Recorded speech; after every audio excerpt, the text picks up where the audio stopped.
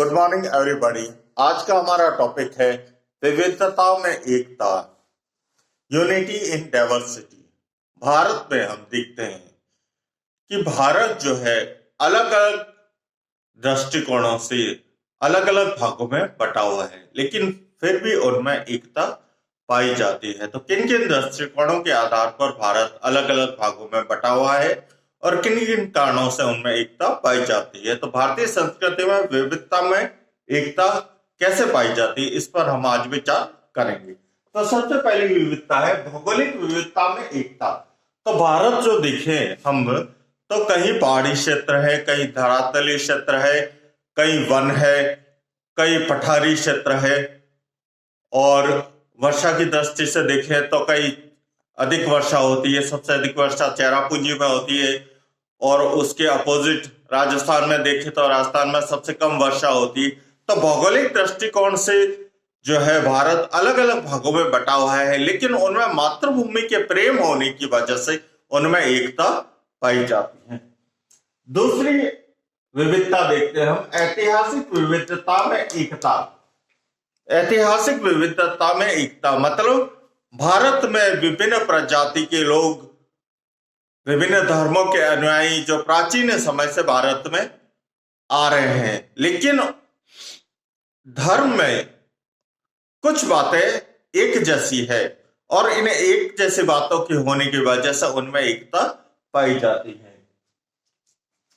तीसरी है धार्मिक विविधता में एकता। भारत में सभी धर्मों के लोग रहते हैं, जैसे हिंदू, जैन, बौद्ध, सिख धर्म का उदय भारत में हुआ, इस्लाम और ईसाई धर्म के अनुयायी भारत के बाहर से आए, लेकिन वो भारतीय संस्कृति में इस तरह से घुल गए कि वो ये भूल जाते हैं कि वो किस धर्म के हैं।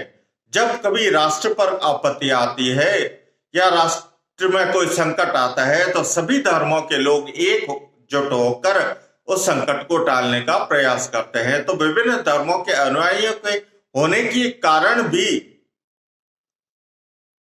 एकता विद्यमान रहती है। चौथा है सामाजिक सांस्कृतिक विविधता में एकता। भारतीय सभ्यता और संस्कृति में हर प्रांत की संस्कृति अलग अलग है, लेकिन अलग अलग संस्कृतियों के होने के परिणाम बाद भी जो है उनमें एक जैसी विशेषता मिलती है। वो एक जैसी विशेषता है मातृभूमि के प्रति प्रेम। मातृभूमि के प्रति प्रेम होने की वजह से उनमें राष्ट्रीय एकता पाई जाती है। पांचवा पॉइंट है भाषाई विविधता में एकता। हर प्रांत में, प्रांत के हर क्षेत्र में अलग अलग भाषाओं का प्रयोग किया जाता है, बोलचाल में अलग अलग भाषाएं बोली जाती है, लेकिन भारतीय संस्कृति के देन की वजह से उनमें भी एकता पाई जाती है। छठा पॉइंट है राजनीतिक विविधता में एकता। हम देखते हैं कि अंग्रेजों के शासन से पूर्व भारत में सामंती शासन था, लेकिन अंग्रेजों के शासन के समय भारतीय जनता एक हुई और एक होकर भारत को अंग्रेजों से सिर्फ मुक्त नहीं कराया, बल्कि भारत में प्रजातंत्र की स्थापना भी की, और प्रजातंत्र की स्थापना के कारण ही भारत में एकता पाई जाती है। सातवां है प्रजाति विविधता में एकता। भारत में देखते हैं तो काकेशाइड, मंगोलाइड, निग्रोइड आदि की अनेक उपजातियों के लोग भारत में रहते हैं। जैसे उत्तर भारत में आर्य प्रजाति के लोग रहते हैं और दक्षिण भारत में द्रविड़ प्रजाति के लोग रहते हैं। तो अलग अलग प्रजाति के लोग रहने के कारण भी, मेरे कहने का मतलब अलग अलग प्रजातियों के लोगों के होने के बावजूद भी यहाँ पे प्रजातीय संघर्ष विद्यमान नहीं रहता, अपितु तो राष्ट्र के प्रति प्रेम होने की वजह से उनमें एकता विद्यमान रहती है। आठवां है जातीय विविधता में एकता।